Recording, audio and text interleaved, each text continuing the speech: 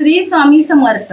प्रत्येक सेवेकऱ्याच्या किंवा माणसाच्या आयुष्यात एक काळ असा येतो जेव्हा सर्व काही संपल्यासारखं वाटतं, पण लक्षात ठेवायचं प्रत्येक शेवट हा नवीन सुरुवात करणारा असतो। त्या पाठीमागे एक हेतू असतो ब्रह्मांड नायकाचा।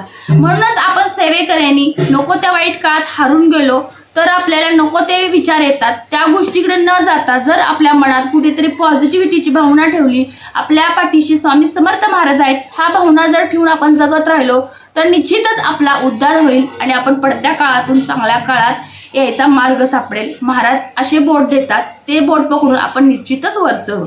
मग हे बोट देण्यासाठी आपल्याला काय करायचंय, वाईट प्रसंगातून आपण बाहेर कसं पडायचंय, हसलो तर रडतो, रडताना हसू येण्यासाठी काय करायचं असतं, तर हा हेतू ठेवायचा कोणता किंवा कोणती सेवा करायची की जेणेकरून आपल्याला रडता रडता आनंदाचे क्षण येतील आणि इतका आनंदाचे क्षण येतील की महाराज अक्षरशः आपल्याला रडण्याचा प्रसंगच येऊन देणार नाहीयेत। मग हा प्रसंग, ह्या गोष्टी येण्यासाठी तुम्ही उत्सुक लागला असाल की कोणत्या सेवा असतील, कोणते उपाय असतील, तर खरंच खूप सुंदर उपाय आहेत आणि आपल्याला फार काही खर्च करायचा नाही, कुणाला पत्रिका दाखवायची नाही, कुठे जाऊन शांती करायची नाहीये, नको ते वाईट कृत्य करायचं नाही। आपला मार्ग फक्त दिंडोरी प्रणित सेवा मार्गातील स्वामींचा आहे। स्वामी सेवेकरी आहोत आपण, निश्चितच चांगल्या सेवा करणार आणि या सेवेतून चांगले मार्ग काढणार। बघा, यासाठी तुम्हाला माझे संपूर्ण व्हिडिओ पाहावे लागतील। संपूर्ण व्हिडिओ पहा, कुठे मध्ये आधी स्किप करू नका। महत्त्वाचं एखादी जरी गोष्ट चुकली तरी सेवा चुकते आणि वेगळी सेवा झाली की त्याचा वेगळाच उद्धार होतो। यासाठी उपाय तोडगे संपूर्ण ऐकत जावा, व्यवस्थित करा, मनापासून करा, निश्चितच हा उपाय तुम्हाला 7 दिवसाच्या आत रिझल्ट दिसेल। बघा, आता निश्चित तुमचा जास्त वेळ घेत नाही, मेन मुद्द्यावर येते। तुम्हाला जर तुमच्या घरात तुम्ही नोकरी करत असाल, तो पैसा टिकून राहत नाहीये। एक व्यक्ती नोकरी, त्या पाठीमागे खाणारी व्यक्ती जरी 4 असली तर ती सुखकारक असतात। बघा, बऱ्याच ठिकाणी आणि 7 व्यक्ती जर असेल तिथे 4 व्यक्ती कमवत असेल आणि 3 व्यक्ती जरी खात असेल तरी ती व्यक्ती दुःखमयच असते। मग असं का होतं की माझ्या बाबतीत मीच का सहन करतोय किंवा माझ्या घरात काय प्रॉब्लेम्स आहेत का किंवा कोणती गोष्ट विशिष्ट शक्ती आहे का की माझ्या घरातली लोक मी असे वाईट प्रसंग वारंवार भोगत असतोय, इतकं काही मी वाईट कृत्य केले की माझ्या बाबतीत असे का। बरेचसे सेवेकरी हे प्रश्न करतात, बरेचसे सेवेकरी हा डायलॉग बोलत असतात। मला डायलॉग त्यांना वाईट म्हणायचं नाहीये, कारण त्यांनी प्रसंग तो भोगलेला असतो म्हणून ते बोलत असतात। अगदी माझ्या बाबतीत सुद्धा झालेलं आहे हे। मग हे तोडगे मी स्वतः अनुभवलेले आहेत, बरेच सेवेकरींनी सुद्धा अनुभवलेले आहेत आणि या तोडग्यातून बरेच सेवेकरी, जसे की मी सुद्धा महाराजांनी मला बाहेर काढले तसेच बरेच सेवेकऱ्यांना सुद्धा बाहेर काढलेले आहे। तर हे तोडगे बघा, तुम्ही आता मी आधी सांगितलं की हा नोकरीबाबतचा आहे, म्हणजे नोकरी लागल्याबाबतसाठी नाहीये, तर तुम्ही नोकरी करताय तो पैसा तुमचा टिकून राहत नाही, तर यासाठी आपण काय करायचं। पौर्णिमा जर तुम्हाला जास्त तुम्ही गोष्टीत अडकलेल्या आहेत तर तुम्ही आत्ताच्या शुक्रवारी उपाय करा, नाहीतर पौर्णिमा आता जवळ आलेली आहे, कार्तिकीय पौर्णिमा आहे, त्या दिवशी सुद्धा खूप सेवा असतात, त्याच्यासाठी सुद्धा व्हिडिओ येणार आहे। महत्त्वाच्या गोष्टीकडे घेऊया। झाडू आणा, तुम्ही दिवाळीला घेतलाय मान्य, तरी सुद्धा आणा, छोटा आणा, शिराई आणा, मोठा आणला असला एवढी हाताभर आपल्या केंद्रात शिराई मिळते 35 रुपयाला, शिराई आणा। ती शिराई आणल्यानंतर तिची पंचोपचार पूजा करायची, तिथेच बसून आपण त्याच्यावर धणे मूठभर व्हायचे, ते धणे मूठभर वाहिल्यानंतर 108 धणे त्यातले बाजूला काढायचे, म्हणून मी मूठभर सांगितलं। 108 धणे बाजूला काढताना त्या 108 धण्यावर काय करायचंय तुम्हाला सांगते, पिवळ्या पोटली, म्हणजे अशी पोतली घ्यायची पिवळ्या रंगाची, या पद्धतीनं छोटंसं कापड असलं तरी चालेल, पिवळी पोतली बनवायसाठी एवढं साधारण घ्या आणि त्याच्यात 108 आणि त्या धण्यावर 1 रुपयाचं नाणं, हे असं 1 रुपयाचं नाणं त्याच्यावर ठेवायचं, 1 वेलची, 4 मिरे आणि अशा पूर्ण असली पाहिजे, तुटलेली नाही कुठं सुद्धा, गोल ह्या पद्धतीचं दालचिनी घ्यायची आणि लवंग सुद्धा फुलं असलेलं घ्यायचं, 4 मिरे, 2 लवंगा आणि 1 वेलची, 1 दालचिनी, ती पण गोल दाखवलं कशी घ्यायची। हे सगळं साहित्य घेतल्यानंतर त्या पोतलीवर ठेवायचं, त्याच्यावर विष्णू गायत्री मंत्र 24 वेळा, लक्ष्मी गायत्री मंत्र 1 माळ, विष्णू गायत्री मंत्र 1 माळ, कुबेर गायत्री मंत्र 11 माळी जप करायचा। महाराजांची 1 माळ जप करून ती पोतली बांधायची आणि त्या झाडूखाली, झाडू त्यावेळेस तुम्ही देवघराच्या बाजूला पुजणार आहात त्या झाडूखाली ठेवायची। शुक्रवारी आणला असाल तर शुक्रवारची रात्रभर ठेवायची, सकाळ तुम्ही ती पोतली घ्यायची, तिची गाठ बांधायच्या अगोदर त्याच्यावर परत खडी साखर 4 अक्षदा व्हायच्या, उजव्या हातात पोतली घ्यायची. महाराजांचा तुम्हाला एक 10 मिनिटं न मोजता न मापता एक स्वामी समर्थ महाराजांचं नामस्मरण करायचं. कमलात्मक मंत्र असला तुमच्या पाठ, ओम ह्रीं श्रीं ह्रीं कमले कमलाय प्रसिद्ध प्रसिद्ध ह्रीं श्रीं ह्रीं महालक्ष्मीये नमः, हा मंत्र तुम्ही न मोजता न मापता म्हणायचं 10 मिनिटं 10 मिनिटं आणि ती पोतली तुमच्या जवळ ठेवायची. बघा ह्यानं काय होतं, लक्ष्मी स्थिर राहते, रका होत नाही, अक्काबाई आपल्या जवळ सुद्धा फिरकत नाही. हे इतकं बांधून तुम्ही सेवेने घेतलेलं असतं. किती छोटासाच उपाय आहे, सोपा आहे. वेळ फक्त द्या आणि करून बघा. अनुभव, तुमचे पैसे तुम्ही जे काही इन्कम कमवता ते तुम्हाला कधीही कमी पडणार नाहीये. जरी तुमच्या पाकिटातले पैसे गेले तर तितकेच पैसे त्याच्या दुपटीने सुद्धा कसे येतात तुमच्या पाकिटात, तुम्ही कधीही रिकामे राहणार नाही. इतका तोडगा उपाय, रिझल्ट, फास्ट काम प्रज्वलित उपाय आहे. तुम्ही करून अंदाज घेऊन बघा. त्याच्यानंतर तुम्हाला नोकरी लागत नाहीये, तुमचं शिक्षण भरपूर झालेलं आहे, तुम्ही तुमच्या मनासारखी नोकरी हुडकायला लागलाय, भेटत नाहीये, खूप धडपड करताय, निराश झालाय, नोकरीसाठी काय करायचं. तुम्ही ज्या क्षणापासून माझा व्हिडिओ पाहताय ना त्या क्षणापासून सारामृतचे 108 पारायण करा. पहा, मांसाहार करू नका. जर तुम्हाला चांगले दिवस भोगायचे असेल तर तुमचे 108 पारायण 108 दिवस रोजच्या रोज. तुम्ही मुलगा असाल तर तुम्हाला प्रॉब्लेमचा काही कुठल्या गोष्टीचा संबंधच येणार नाही. कुठं सुतक असलं घरचं, मासिक काही वेगळ्या गोष्टी असल्या तर तुम्ही ते पाळू शकता. परान्न वर्ज्य करा ह्या पारायणात, नियमावली बघा. आणि मुली असाल तर तुम्हाला प्रॉब्लेमचे 4 दिवस सोडा. असे तुम्हाला फक्त 108चे मी म्हणजे तुम्हाला 130 दिवस जातील. मांसाहार खाणाऱ्या लोकांचा प्रश्न आहे, न खाणाऱ्यांचा प्रश्नच नाहीये. तर तेवढ्या दिवस तुम्ही पारायण करा. 108 रोज फक्त तुम्हाला मिळून 40 मिनिटं द्यावी लागतील. सारामृत संपूर्ण वाचायला 40 मिनिटाचा कालावधी लागतो, तेवढं तुम्ही द्या. आता हे तुम्ही कधी करायचं आहे तर तुम्ही सकाळपासून संध्याकाळपर्यंत कधीही करू शकताय पारायण. तुम्हाला कुठला वेळ सोपा पडेल त्या वेळात घ्या. मोबाईलवर ॲप घ्या, मोबाईलवर ॲपवर ते 1 ते 21 अध्यायाचं एका जागी बसल्या बसल्या पारायण करा. बघा, ह्या गोष्टी जर केल्या तर तुमचा कोणताही आयुष्यात प्रश्न राहणार नाहीये. इतकं सारं अमृत आहे, जल आहे, तुमचा कुठला संकट येणार नाहीये. तुमच्या मनापेक्षा तुम्ही जी कल्पनाही नाही केली इतकी सुंदर तुम्हाला नोकरी मिळेल, हे मी तुम्हाला 1,00,000 पटीने खात्री देऊन सांगते. 108 पारायण करून बघा सारामृतची. झालंय तुमच्या नोकरीचा सुद्धा. आता कमेंट्स बरेच येतात की ताई नोकरीसाठी काय करायचं. बघा, हा तुम्ही पारायण फक्त करा. कुठली सेवा न करण्या एवढी सेवा करून बघा आणि सांगा मला. नियमावली सांगितली, परान्न वर्ज्य करा. शक्यतो कुणाच्या घरी जाऊ नका, कुणाचे खाऊ नका.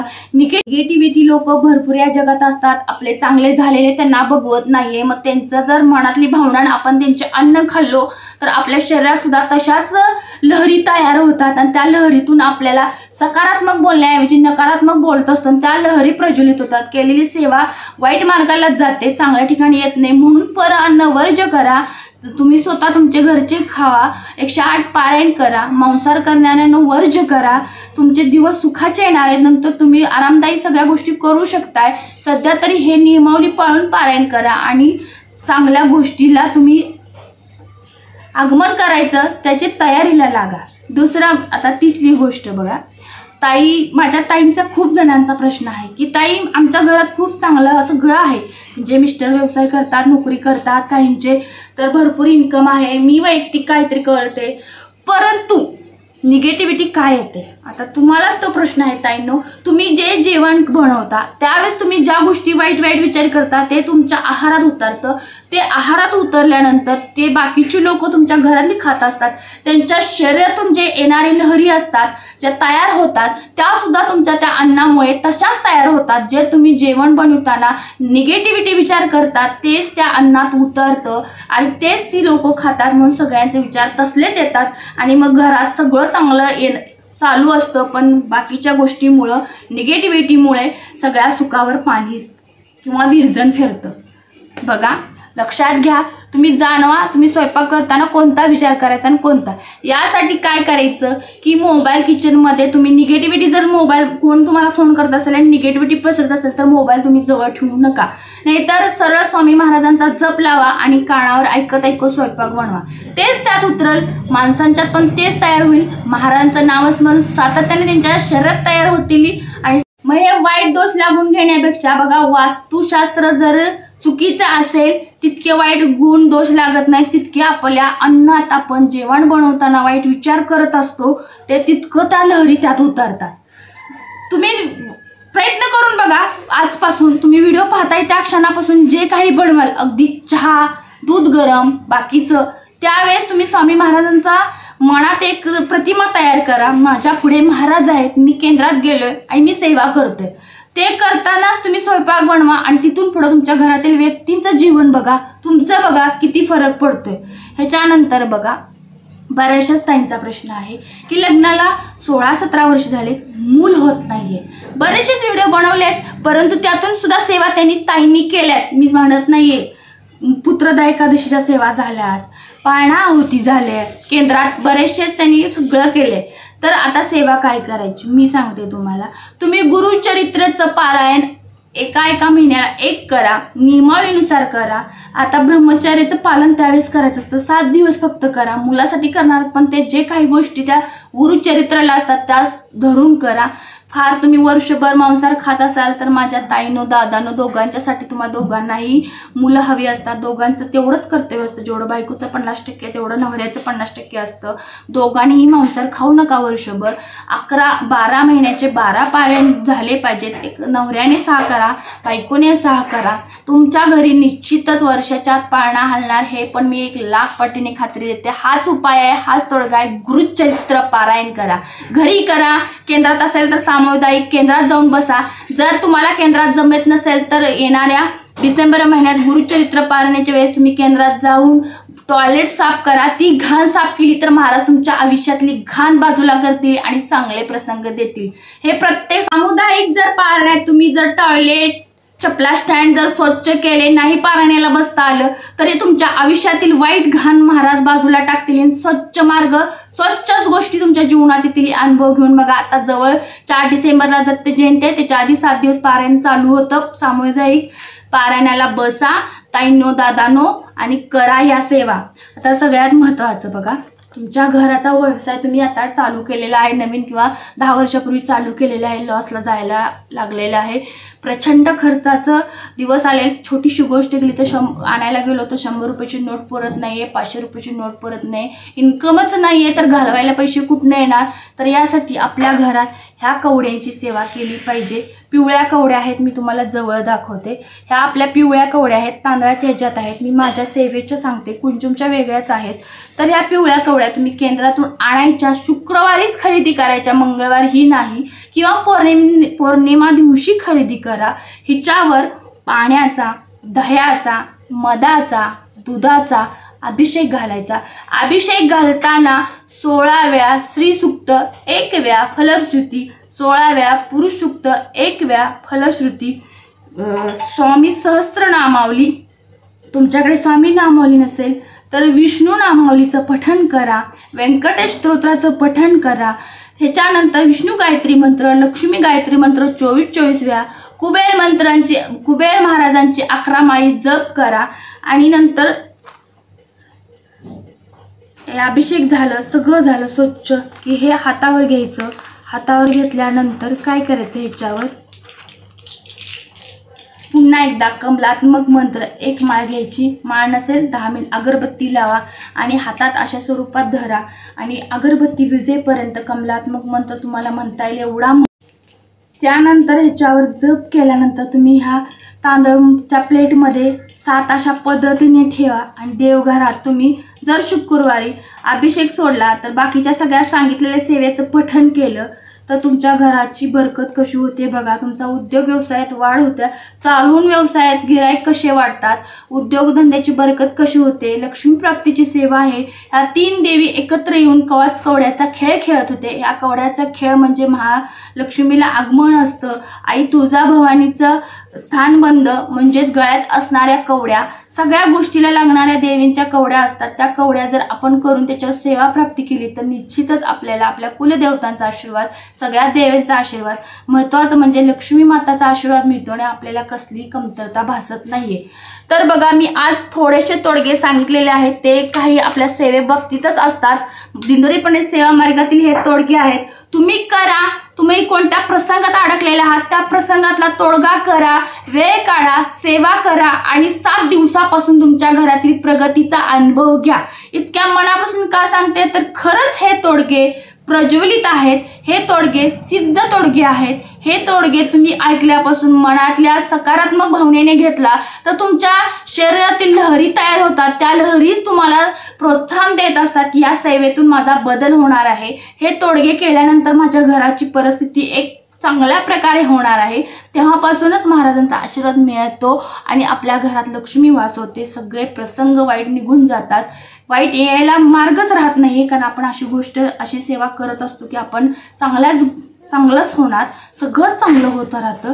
विश्वास कुठेतरी ठेवायला लागतो महाराजांच्या बाबतीत आणि तो आपण माहिती आहे सेवेकऱ्यांना आपण विश्वासच ठेवून सेवेकरी आहोत, विश्वासच ठेवून हे सेवा करत असतो आणि या सेवेमुळे आपला बदल घडत असतो आणि या विश्वासामुळे आपलं चांगलं होणार हे ठेवा आणि हा तोडगा उपाय करा.